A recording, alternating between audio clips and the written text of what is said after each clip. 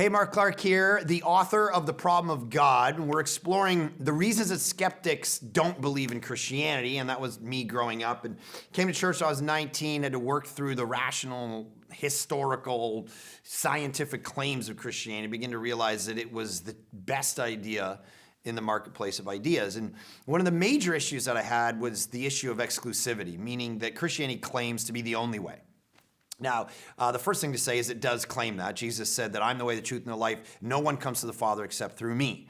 Later in the book of Acts, they preach and they say there's no other name under heaven by which people can be saved other than the name of Jesus Christ. So it is an issue that is biblical. It is true that it does claim that. And so that offends us, of course, as North Americans because it feels very narrow and judgmental.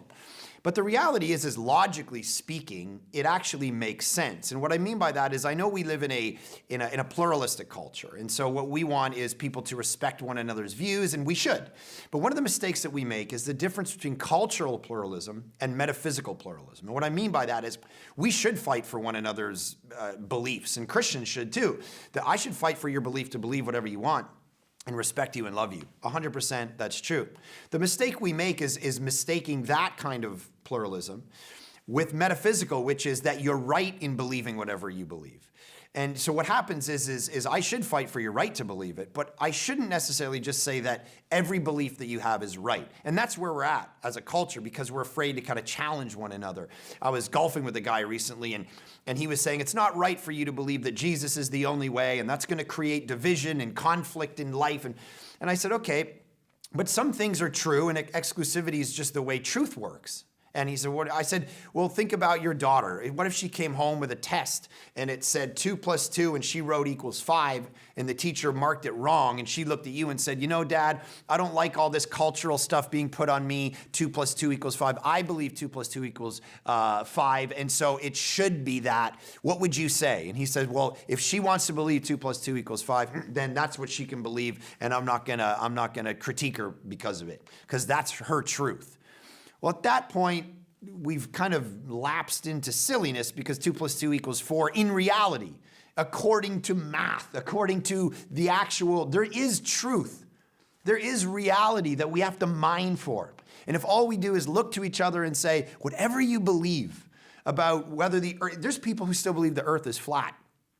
So if you're sitting with them over coffee and you don't want to create conflict, then you can just say, yeah, totally the earth is flat. Or you could say, we've actually been outside and looked back and taken pictures and it's totally not flat. So there is a debate that we need to be able to have about truth, about mining out what is actually true. And so truth is exclusive because if one idea is right, either I'm wearing socks or I'm not wearing socks.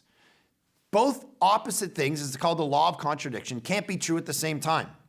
And so what we need to do is mine for things that are actually true. And so some people said, well, but when it comes to religion, we can never know. And so what we have to understand is that, and people say this to me all the time, they say, what about the metaphor of the elephant? There's 4 blind men and they're holding on to different parts of the elephant. One's holding the trunk, one's holding the leg, one's holding the tail. And that's religion. We don't know, but we're all just holding different parts and we're trying to interpret reality. And one says, I'm holding onto a broom. And one says, I'm holding onto a tree. And that's just religion. But the reality of the actual metaphor breaks down because the whole story is being told by someone who can see. Someone who can see the elephant, who can see reality itself. And so the metaphor or the picture is often given as trying to prove that we can never know ultimate truth. But the whole foundation of the story is that someone in the story does know ultimate truth, that there's an elephant.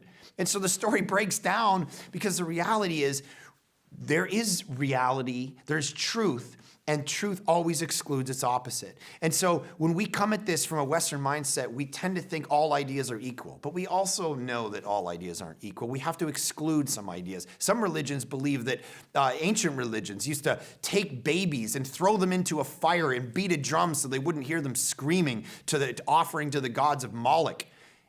Are those ideas the same as Christianity? Or is that idea just as good as love your neighbor?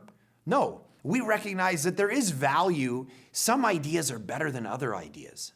And so we have to come to terms with this and actually mine out, not just live under the banner of we're trying to get through Thanksgiving dinner, so your truth is your truth. The reality is there is exclusivity.